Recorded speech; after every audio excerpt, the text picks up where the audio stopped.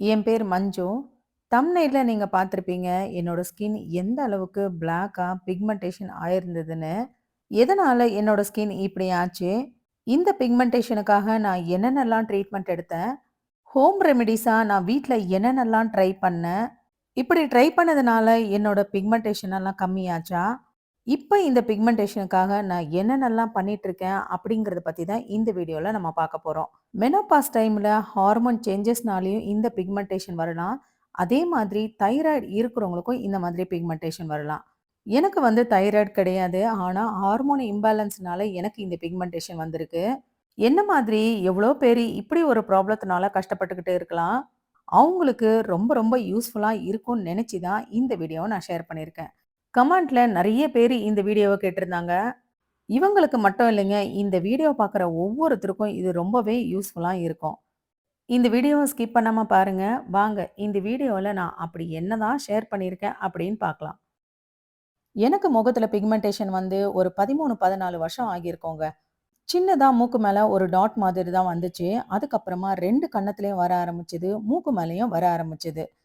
இதுக்கு இங்கேயே பெங்களூர்ல தான் ஒரு ஹாஸ்பிட்டல்ல நான் ட்ரீட்மெண்ட் பார்த்தேன். ஆயின்மென்ட் எழுதி குடுத்தாங்க.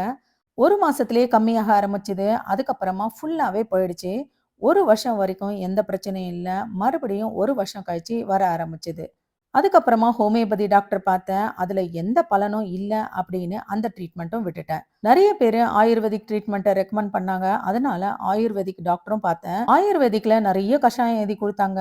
குடிக்கவே முடியாத அளவுக்கு அந்த அளவுக்கு கசப்பா இருக்கும். காலையில மருந்து குடிச்சோம்னா, சாயங்காலம் வரைக்குமே அந்த கசப்பு வாயில அப்படியே இருக்கும். ஸ்மெல்லும் அப்படியே இருக்கும். எந்த சாப்பாடு சாப்பிடணும்னு நெனைச்சாலும், அந்த மருந்தோட வாசனையே வரும். கஷாயத்த குடிக்கிறது ரொம்பவே கொடுமையா இருந்துச்சுங்க. அதனால அந்த ட்ரீட்மெண்ட்டும் அப்படியே நான் விட்டுட்டேன். அதுக்கப்புறமா தான் என்னோட ஃப்ரெண்டு ஒசூர்ல இருக்காங்க. அவங்க வந்து கார்த்திக் அப்படிங்கிற டாக்டர் கிட்ட ரெக்கமெண்ட் பண்ணாங்க. டாக்டரும் ஒசூரு தான். அவர்கிட்ட என்னோட ஸ்கின்ன காமிச்சப்போ, அவரும் ஒரு ஆயின்மென்ட் குடுத்தாரு. அப்ளை பண்ணி 1 மாசத்திலேயே ஃபுல்லாவே கியூர் ஆயிடுச்சுங்க. 1 மாசத்துக்கு தான் ஆயின்மென்ட்ட அப்ளை பண்ண சொன்னாரு. அந்த மருந்த விட்ட உடனே மறுபடியும் வர ஆரம்பிச்சது. அடுத்ததா என்ன, மறுபடியும் அதே டாக்டர் கிட்ட போனேன். 1 மாசத்துக்கு டேப்லெட் எழுதி குடுத்தாரு. ஒரு நாளைக்கு 2 டேப்லெட் சாப்பிடணும். மருந்தோட பேரு கூட எனக்கு மறந்து போச்சுங்க. ஒரு 15 நாளா தான் அந்த மருந்த சாப்பிட்டுருப்பேன். நல்ல இம்ப்ரூவ்மெண்ட் இருந்தது. பிக்மெண்டேஷனும் நல்லா கம்மியாச்சு. என்னோட ஸ்கின்னு நான் இருந்த கலர விட நல்லாவே ஃபேர் ஆச்சுங்க. நிஜமாவே பார்க்குறவங்கலாம் கேட்க ஆரம்பிச்சாங்கங்க. "எப்படி உன்னோட ஸ்கின்னு இந்த அளவுக்கு கலர் ஆச்சுன்னு?" ஒரு 6 மாசம் வரைக்கும் பார்த்தீங்கன்னா, என்னோட ஸ்கின்னு நல்லா தாங்க இருந்துச்சு. 6 மாசத்துக்கு அப்புறம் கொஞ்சம் கொஞ்சமா பிக்மெண்டேஷன் அப்படியே தெரிய ஆரம்பிச்சது. மறுபடியும் அதே டாக்டர் கிட்ட போனேன். அதுக்கு அவர் சொன்னது, "இதுக்கு கடைசியா ஒரே ஒரு வழி லேசர் தான். லேசர் பண்ணாலும் மறுபடியும் ஒரே மாசத்துல திரும்ப வந்துரும். உங்ககிட்ட நெறைய பணம் இருக்கா சொல்லுங்க, நான் பண்ணி விடுறேன்." அப்படின்னும் சொன்னாரு.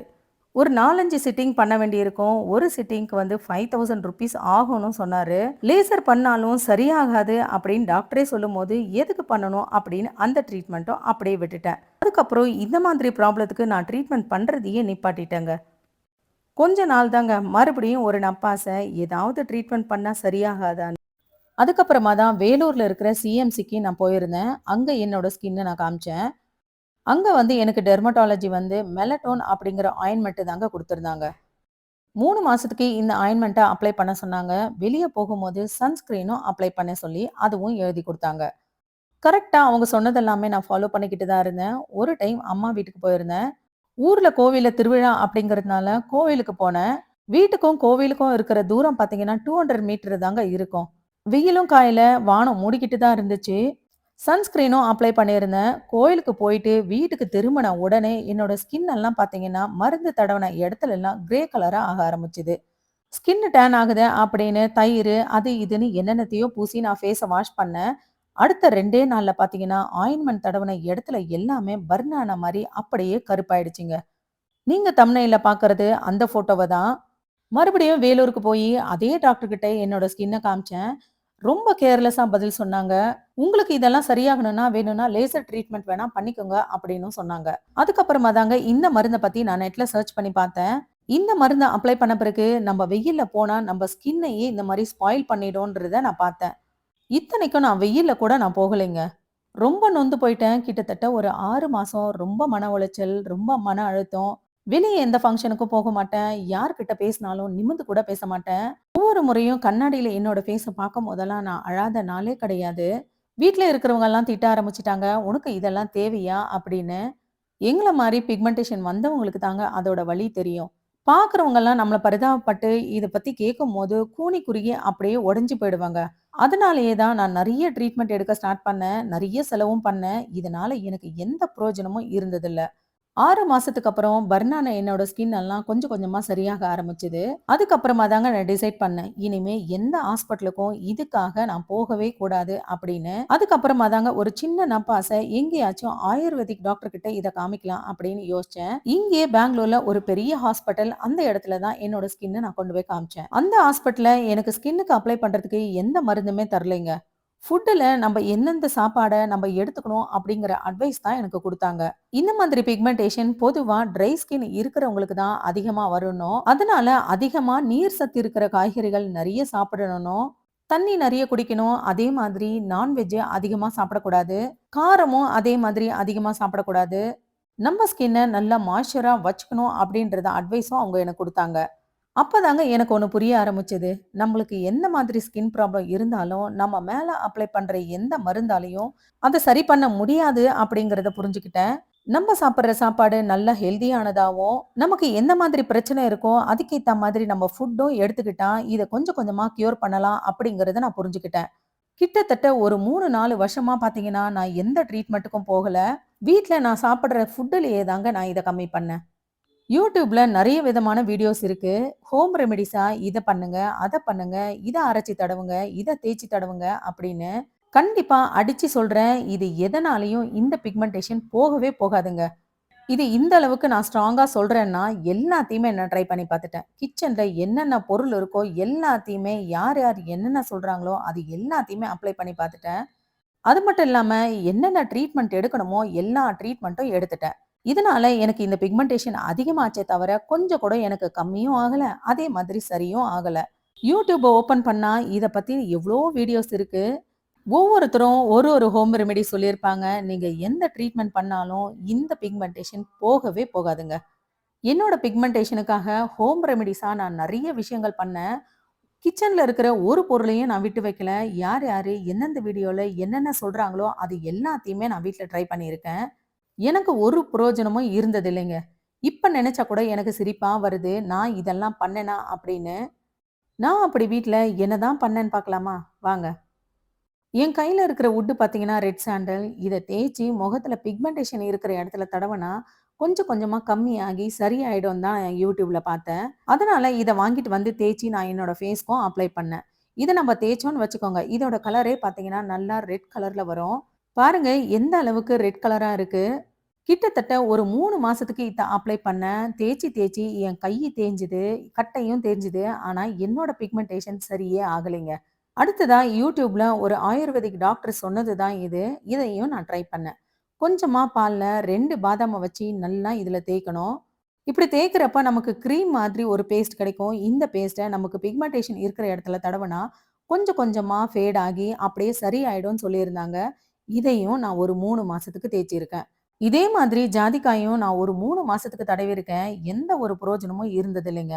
நாம அப்ளை பண்ணி ஃபேஸ் வாஷ் பண்றப்போ என்னவோ கொஞ்சம் லைட் ஆன மாரி தெரியும். அடுத்த நாளே பார்த்தீங்கன்னா, பழையபடி தான் இருக்கும். இது மட்டும் இல்லைங்க. கஸ்தூரி மஞ்சள் வாங்கி அத பவுடர் பண்ணி, இது கூடவே கொஞ்சம் பாலும் மிக்ஸ் பண்ணி என்னோட ஃபேஸ்க்கு அப்ளை பண்ணியிருக்கேன். எந்த ஒரு இம்ப்ரூவ்மென்ட்டும் இருந்ததில்ல. அடுத்ததா நான் பண்ணது இந்த பொட்டேட்டோ ஜூஸ் தான். எவ்ளோ பேரு இத பத்தி வீடியோ போட்டிருப்பாங்க. கட் பண்ணி இத ஸ்க்ரேப்பர்ல ஸ்க்ரேப் பண்ணிட்டு, இதுல இருக்கிற ஜூஸ நான் புழிஞ்சு எடுத்துப்பேன். இது கூடவே கொஞ்சம் ஹனியும் சேர்த்து என்னோட ஃபேஸ்க்கு நான் அப்ளை பண்ணுவேன். ஒவ்வொரு முறையும் அப்ளை பண்ணிட்டு, ஃபேஸ் வாஷ் பண்ணிட்டு கண்ணாடிய பார்க்கும்போதெல்லாம் ஏமாற்றம் தாங்க இருக்கும். தக்காளிய 2ஆ கட் பண்ணி, அதுல கொஞ்சம் சர்க்கரையும் சேர்த்து என்னோட ஃபேஸ்லலாம் தேய்ச்சு பார்த்துருக்கேன். பப்பாளி பழத்த முகத்தெல்லாம் தேய்ச்சிருக்கேன். ஏதோ ஒரு வீடியோல வெந்தயத்த நைட் ஃபுல்லா ஊற வச்சு, அத அரைச்சு ஃபேஸ்ல அப்ளை பண்ணா கொஞ்சம் கொஞ்சமா கம்மியாகும்னு பார்த்து, அதையும் ட்ரை பண்ணியிருக்கேன். ஆல்மோஸ்ட் கிச்சன்ல என்னென்ன பொருளெல்லாம் இருக்குமோ எல்லாத்தையுமே ஃபேஸ்க்கு அப்ளை பண்ணியாச்சு. ஒரு புரோஜனமும் இருந்ததில்ல. அடுத்ததா இன்டேக்கா என்னென்ன எடுத்தேன், அதுல என்ன மாதிரி பிரச்சனை வந்துச்சுன்னு பார்க்கலாம். 2 பெரிய நெல்லிக்காய கட் பண்ணி மிக்ஸி ஜார்ல போட்டுக்குவேன். இது கூடவே ஒரு 2, 3 கறிவேப்பிலையும் போட்டுப்பேன். இது 2த்தையும் நல்லா மிக்ஸி ஜார்ல அரைச்சு ஃபில்டர் பண்ணி, இது கூடவே கொஞ்சம் உப்பும் சேர்த்து மிக்ஸ் பண்ணி குடிப்பேன். குடிக்கிறதுக்கு ரொம்ப நல்லாதாங்க இருக்கும். ரொம்ப புளிப்பு, அசிடிட்டி. 2 நாளைக்கு மேல இத குடிக்கவே முடியாது. அப்படியே வயிறு வலிக்க ஆரம்பிச்சுரும். லூஸ் மோஷனும் போக ஆரம்பிச்சுரும். ஒரு ப்ராப்ளத்த சரி பண்ண 1 குடிச்சா, இன்னொரு ப்ராப்ளம் ஸ்டார்ட் ஆகுது. ஸ்கின்ன விட ஹெல்த் ரொம்ப முக்கியம்னு இத குடிக்கிறதையும் ஸ்டாப் பண்ணிட்டேன். ஃபேஸ்ல வந்த வங்குக்கும் சரி, அதே மாதிரி தைராய்டு ப்ராப்ளத்தினால வந்த பிக்மெண்டேஷனுக்கும் சரி, யாரெல்லாம் இந்த மாதிரி எல்லாம் வீட்ல ட்ரை பண்ணியிருக்கீங்க அப்படின்னு கமெண்ட்ல சொல்லுங்க. அதுக்கப்புறமா இன்னொரு வீடியோல பார்த்தேன். தக்காளிய நல்லா மிக்ஸி ஜார்ல போட்டு அரைச்சு, அத வடிகட்டி, அது கூடவே கொஞ்சம் உப்பும் சேர்த்து குடிச்சா, ஸ்கின்ல இருக்கிற பிக்மெண்டேஷன் எல்லாம் கொஞ்சம் கொஞ்சம் கம்மியாகும் அப்படின்னும் பார்த்தேன். இதையும் ட்ரை பண்ணேன். நெல்லிக்காய் ஜூஸ் மாரி தாங்க இதுவும் உடம்பு ஒத்துக்கல. அது மட்டும் இல்லாம தக்காளியோட பச்சை வாசனை இதுல குடிக்கவே முடியல. அந்த அளவுக்கு ரொம்ப ஒரு மாதிரி ஸ்மெல்லா இருந்தது. வாரத்துல ஒரு 3 நாள் அப்படின்னு ஒரு 3 மாசம் இத கன்டினியூஸா குடிச்சேன். இதுலயும் எனக்கு எந்த இம்ப்ரூவ்மென்ட்டும் தெரியலங்க. மாதுளம்பழத்த வாங்கி உரிச்சு, அதுல மில்க் ஷேக் பண்ணி குடிச்சேன். ஃபேஸ் நல்லா ஃபேர் ஆச்சு. அது மட்டும் இல்லாம வெயிட்டும் கெயின் ஆச்சு. பிக்மெண்டேஷனும் கொஞ்சம் லைட்டா தான் ஃபேட் ஆச்சே தவிர, ரொம்பலாம் இம்ப்ரூவ்மென்ட் இல்ல. கிட்டத்தட்ட ஒரு 6 மாசம் குடிச்சேன். மாதுளம்பழம் விக்கிற விலைக்கு எவ்வளோ தாங்க இதுக்குன்னு நான் செலவு பண்றது? அதனால இதையும் நான் விட்டுட்டேன். பீட்ரூட்டு, கேரட்டு, நெல்லிக்காய் இது 3த்தையும் பச்சையா அரைச்சு ஜூஸ் எடுத்து குடிச்சு பார்த்தேன். அப்பப்பா! டேஸ்ட்டாங்க அது. அதுக்கு ஃபேஸ்ல இப்படி பிக்மெண்டேஷனோடவே இருந்துட்டு போயிடலாம். அதுக்கப்புறமா ஒரு சமயம் என் பொண்ணோட ஃபேஸ்ல பிம்பிள்ஸ் இருக்குன்னு டாக்டர் கிட்ட போயிருந்தப்போ, கேரட் எல்லாம் பச்சையா அரைச்சு சாப்பிடக்கூடாது அப்படின்னும், வேக வச்சு சாப்பிடுங்க அப்படின்னும் சொல்லியிருந்தாரு. அதுல இருந்து தான் நான் கேரட்ட வேக வச்சு சாப்பிட ஆரம்பிச்சேன். என்னோட நெறைய வீடியோல பார்த்திருப்பீங்க. இப்ப நான் என்னென்ன ஃபுட் எல்லாம் ஃபாலோ பண்றேன் அப்படின்னு. ஸ்கின் மாய்ஸ்சரா இருக்கணுன்றதுக்காகவும், க்ளோவா இருக்கணும் அப்படிங்கிறதுக்காகவும் டெய்லி 1 ஸ்பூன் நெய்யும், டெய்லி 1 முட்டையும், டெய்லி சாப்பாட்ல கறிவேப்பில சேர்த்து சாப்பிடுறதும், கொப்பர தேங்காய்ல செஞ்ச சட்னி பொடியும், கிச்சன்ல வேலை செஞ்சுட்டு இருக்கும்போதே வேக வச்ச 1 கேரட்டும், 1 நெல்லிக்காயும், டெய்லி பாதாம் பிசின் சாப்பிடுறது, வாரத்துல 3 நாளைக்கு தேங்காய் பால் குடிக்கிறது, வாரத்துல 1 நாள் மஞ்ச பூசணி சாப்பிடுறது, அதே மாதிரி ட்ரை சீட்ஸ் எல்லாம் சாப்பிடுறது, டைஜஷனுக்காக டெய்லி 1 ஸ்பூன் சோம்பு சாப்பிடுறது, நெறைய தண்ணி குடிக்கிறது, இப்படி தாங்க என்னோட ட்ரீட்மெண்ட்டே போயிட்டு இருக்கு. தம்ப்நெயில்ல இன்னும் 2 ஃபோட்டோ பார்த்திருப்பீங்க. அதுல 2 பக்கம் கன்னத்தையும் நான் காமிச்சிருப்பேன். எந்த அளவுக்கு என்னோட பிக்மெண்டேஷன் கம்மியா இருக்குன்னு நீங்களே பாருங்க. இப்போ ஒரு 3, 4 வருஷமா எந்த ஹாஸ்பிட்டலுக்கும் போறதில்ல. எந்த ட்ரீட்மெண்ட்டும் எடுக்கறதில்ல. வீட்ல நான் என்ன சாப்பிடுறேனோ அதுதாங்க. நம்ம சாப்பிடுற சாப்பாடு ஹெல்தியாவும், அதே மாதிரி ஆரோக்கியமானதாவும் இருந்துச்சுன்னா, நம்ம பிளட்டும் நல்லா இருக்கும். நம்ம பிளட் நல்லா இருந்துச்சுன்னா, நம்ம ஸ்கின்னும் க்ளோ ஆகும். அதே மாதிரி நம்ம ஸ்கின்ல வர ப்ராப்ளத்தையும் அது அவாய்ட் பண்ணும். என்ன மாதிரியே ஃபேஸ்ல மங்கு இருக்கிறவங்களுக்கும் சரி, அதே மாதிரி தைராய்டு ப்ராப்ளத்தினால பிக்மெண்டேஷன் இருக்கிறவங்களுக்கும் சரி, நான் சொல்ற அட்வைஸ் இதுதாங்க. ஹாஸ்பிட்டலுக்கு போயிட்டு அங்க குடுக்குற கண்ட கண்ட ஆயின்மென்ட் எல்லாம் தடவி, சின்னதா இருக்கிற பிக்மெண்டேஷன் எல்லாம் பெருசு பண்ணிக்காதீங்க. முதல்ல பார்க்கறதுக்கு கியூர் ஆகுற மாரி தான் தெரியும். அதுக்கப்புறம் பார்த்தீங்கன்னா, ட்ரிகர் பண்ணி விட்டுரும். அதிகமாக்கி தான் விட்டுடும். அதே மாதிரி கிச்சன்ல இருக்கிற ஹோம் ரெமிடிஸ் எல்லாம் பண்ணாக்கா, நமக்கு ஃபேஸ்ல சரியாயிடும் அப்படின்னு அதையும் ட்ரை பண்ண போகாதீங்க. முடிஞ்ச அளவுக்கு உங்க சாப்பாட நீங்க ஹெல்தியா சாப்பிட ட்ரை பண்ணுங்க. அதிகமா கோவப்படாம உங்க மனசை எப்பவுமே சாந்தமா வச்சுக்கோங்க. வெளிய போகும்போது உங்க ஃபேஸ ஒரு துணியால கவர் பண்ணிக்கிட்டு போங்க. இல்லன்னா ஒரு கொடையாச்சும் புடிச்சுக்கிட்டு போங்க.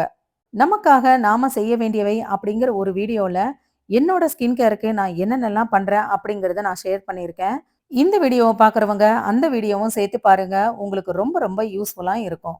இந்த வீடியோல பிக்மெண்டேஷனுக்காக நான் பட்ட கஷ்டங்கள எல்லாம் உங்களுக்கு சொன்னா, உங்களுக்கும் ரொம்ப ரொம்ப யூஸ்ஃபுல்லா இருக்கும் அப்படிங்கிறதுக்காக இந்த வீடியோவ நான் ஷேர் பண்ணியிருக்கேன். இந்த வீடியோ உங்களுக்கு எந்த அளவுக்கு யூஸ்ஃபுல்லா இருந்துச்சுன்னு எனக்கு கமெண்ட்ல சொல்லுங்க.